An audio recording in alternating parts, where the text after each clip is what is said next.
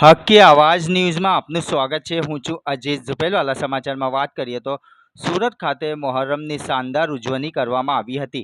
સુરતના અલગ અલગ વિસ્તારોના તાજિયા ભાગત 4 રસ્તા ખાતેથી પસાર થયા હતા।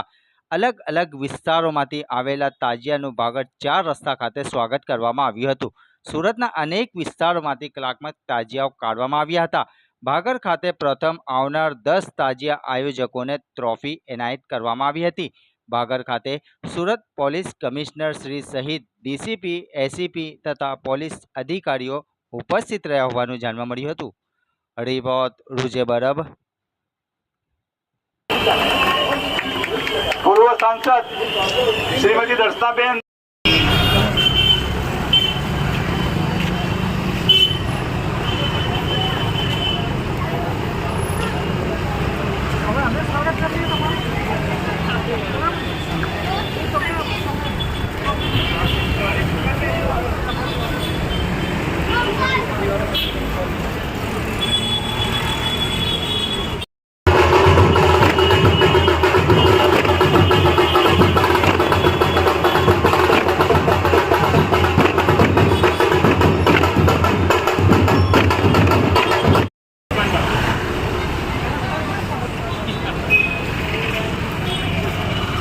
मस्जिद शिवालय आसमान से बात करते हैं, क्योंकि ऊपर वाला तो एक है, ऊपर वाला दो नहीं है, एक है।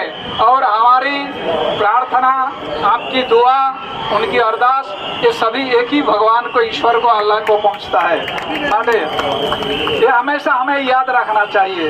और ईश्वर ने सभी इंसान को जो बनाया है, सबका शरीर में जो लहू है वो सबका लाल ही है, शेष सफेद नहीं होता है कि ग्रीन नहीं होता है।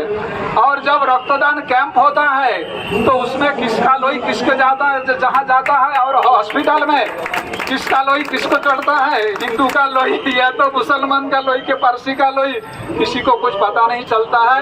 इसलिए मेरे प्यारे भाइयों, ये हमेशा याद रखे, धर्म जो है, धर्म कभी भेदभाव नहीं सिखाता है, बैर झेर नहीं सिखाता है। जहाँ शांति, जहाँ परोपकार, जहाँ अमन है, वहाँ ईश्वर का दया है। हमारी એના માટે મેયર સાહેબને બી ખૂબ આભાર માનું છું અને લોકોને બી રિક્વેસ્ટ કરીશ કે આ ડ્રગ્સ દૂષણથી બધા લોકો દૂર રહે। અને જે રીતે સુરતના ગ્રોથ જો અમારા સાંસદ શ્રીએ बताया कि जीडीपी में अपना सूरतना एकदम મોટો ફાળો છે। કેમ ફાળો છે? કારણ કે અહીંયા બે શાંતિઓ છે, એક કમનલ શાંતિ અને